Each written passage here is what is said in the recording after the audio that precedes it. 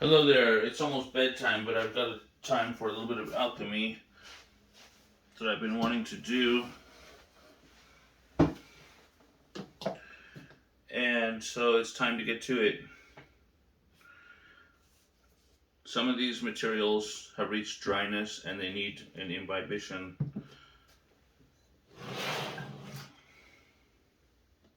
This is Galena, the ore of lead.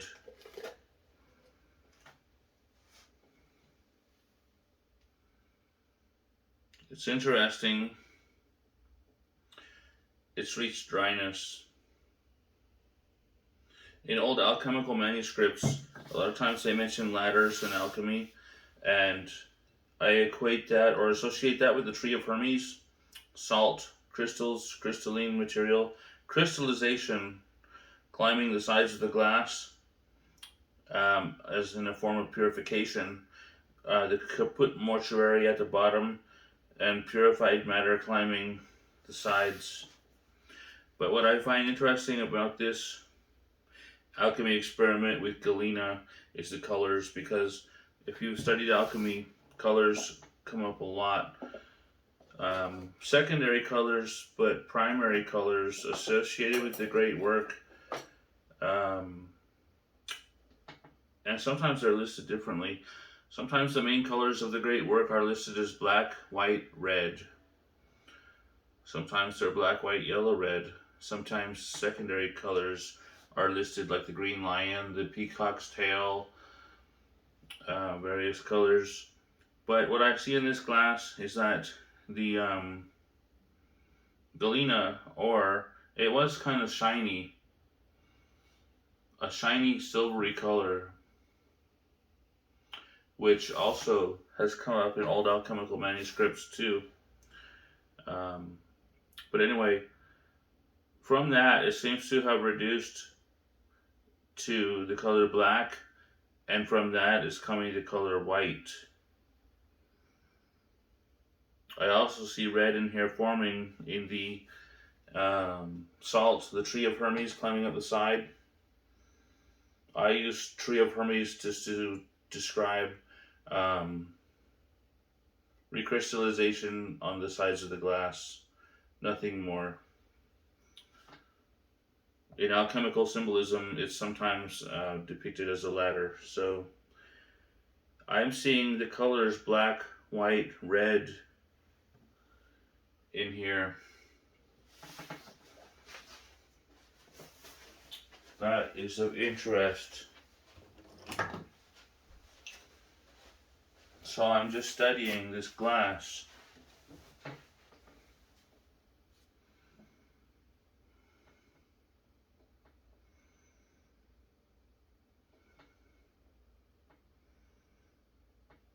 I'm also seeing some yellow. Interesting. Black, white, yellow, red.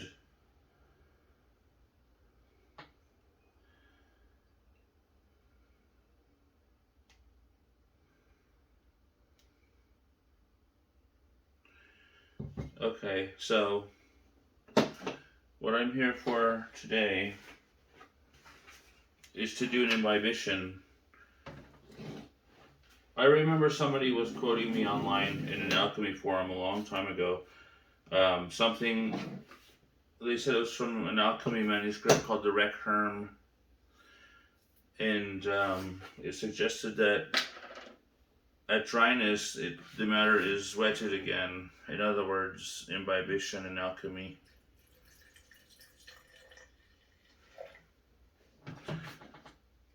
In wet path alchemy experiments, liquids are used. Sometimes they're referred to as a menstruum or a catalyst that drives the work that's occurring, drives the scientific experiment. Okay, so I have given this an imbibition of white vinegar. The lighting in here probably could be better. And now the liquid is white. Interesting.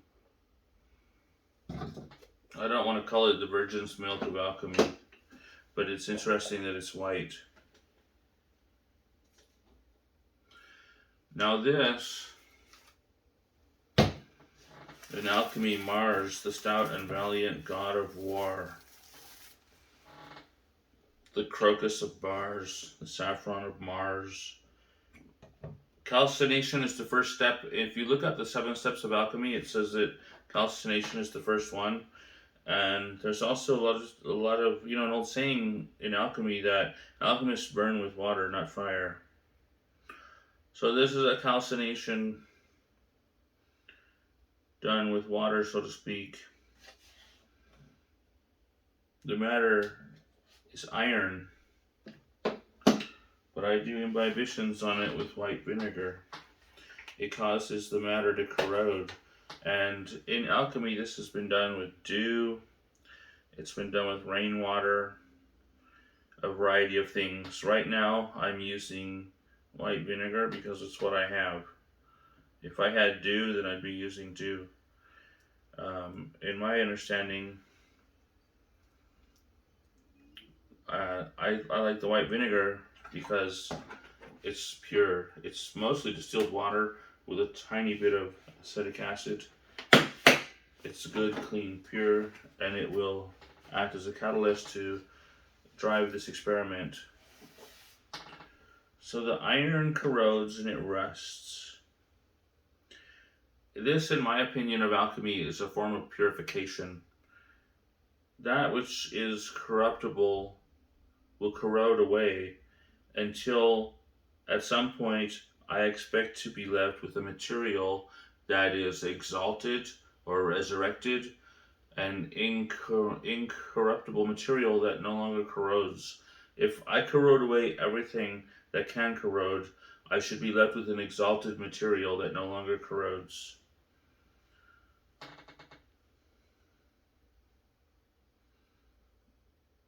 A king is born comes to mind. You may have heard the old saying, gold rides an iron horse. I find this to be a very interesting experiment.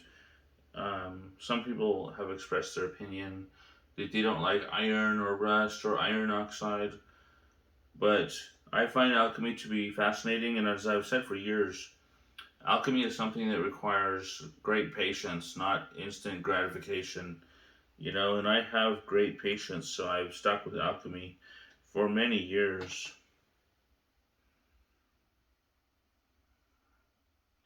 I no longer get frustrated. I remember in the early days, they called it being lost in the labyrinth, when people get confused and frustrated.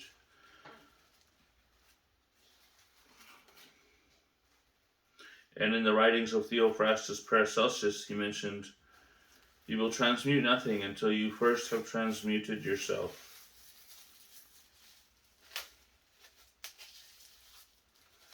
So I have done an imbibition on this iron because it reached dryness. The equation stopped. The catalyst was no longer driving the experiment. Now it's been wetted again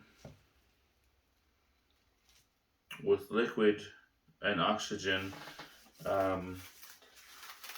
There is oxygen in here. And I'm going to leave this wrap on loosely. It's just a dust cover to keep the dust out. I don't want to keep the oxygen out. Oxygen and liquid are the catalysts, in my opinion, driving the experiment forward. So this matter is wetted again.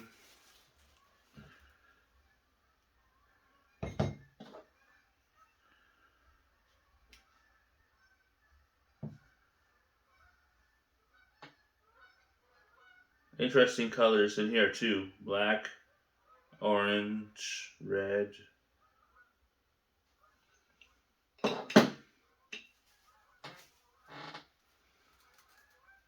Covering that matter.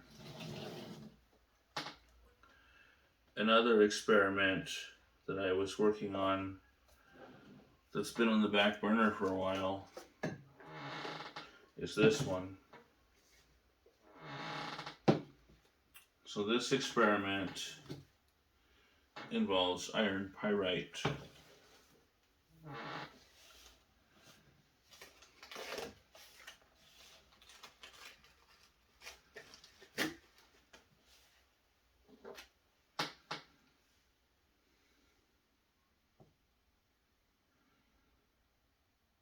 The colors in this one is white and yellow, and there is crystalline formation, crystal growth, needle-like crystals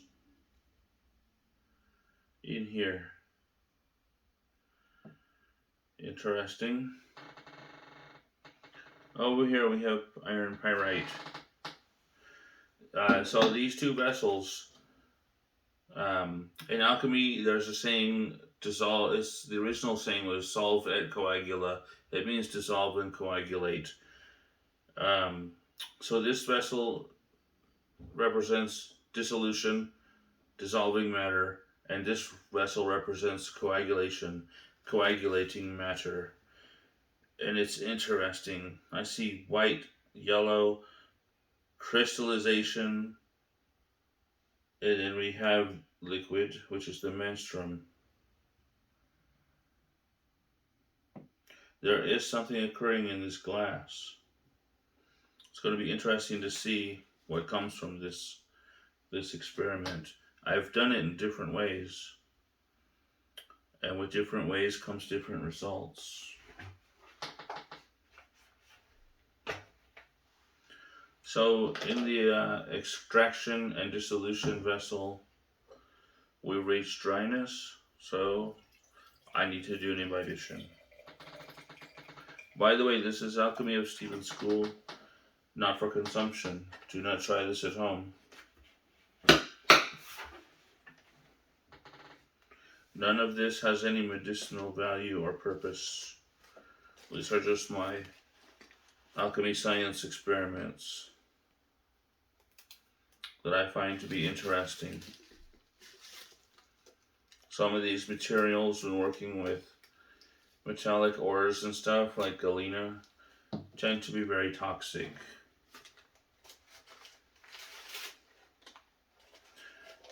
Now, the thing that I find, I was talking about this glass, the alchemical term salt, sulfur, and mercury comes to mind.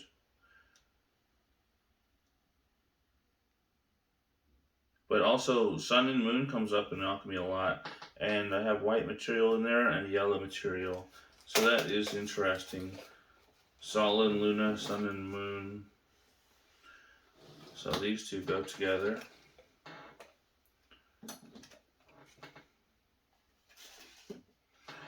And I'm also interested in gemstone alchemy, alchemy with gems, because alchemists were supposed to have made gems, like King Solomon was supposed to have made fabulous diamonds.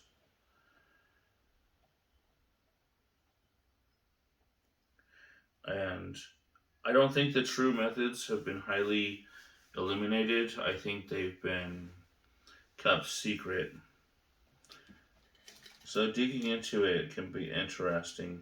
In this glass I have a garnet, and I'm doing the imbibitions on it, and my plan is to dissolve the garnet and then see what I get from recrystallization with basic crystal growing or advanced crystal growing, if you want to call it that. And this matter is at dryness, so we can take a look. There's a salt-like material, like a crystalline, powdery material left on the bottom of the glass at dryness.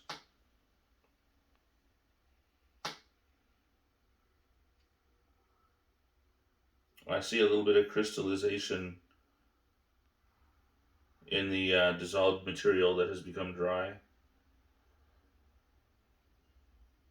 It's mostly white, but color changes are occurring in the dissolved matter.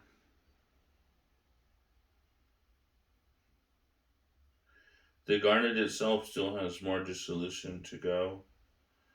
It is at dryness, so in my opinion it needs an imbibition. In ancient times or medieval times,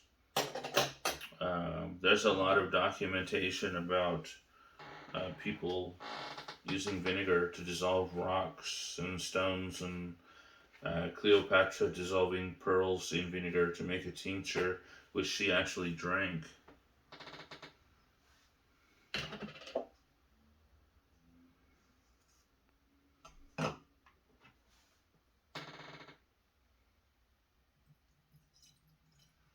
Doing an imbibition on the garnet. It reached dryness, and now the matter is wet again. Just using white vinegar for these experiments. Now these are some nice specimens of iron pyrite that I recently bought, that I want to do some experiments with.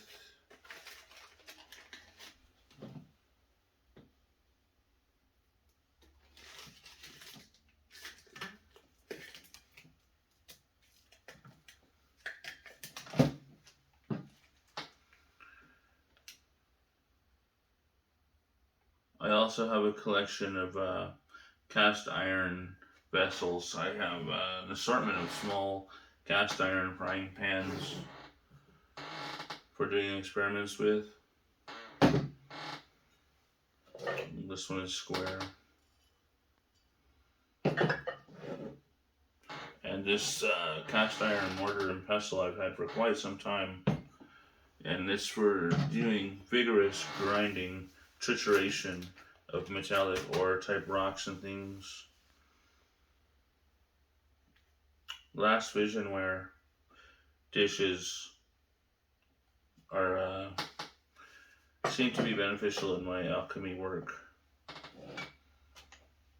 And this is a white material that I got from reacting iron pyrite with nitric acid. And the experiment was done outside, of course, and it started raining. And the videos of that are on YouTube, so the experiment was cut short. But this is the actual iron pyrite pieces that I had poured the nitric acid on, and there's an interesting gold-colored salt on the sides of the glass. But in pouring off the nitric acid after it had been eating away the iron pyrite, dissolving at it and stuff, pouring it off and evaporating it left me with this white stone type material resembling wax. It has a waxy texture. Interesting. Once again, I say not for consumption. And so this video is not meant for any specific person, and it's not meant to be advice of any type. It's just a recording of my alchemy experiments and some of the results that I've gotten.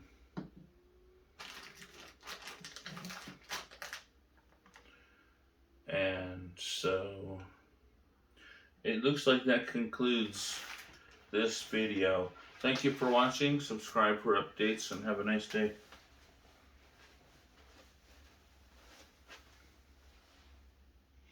Alchemy of Steven School.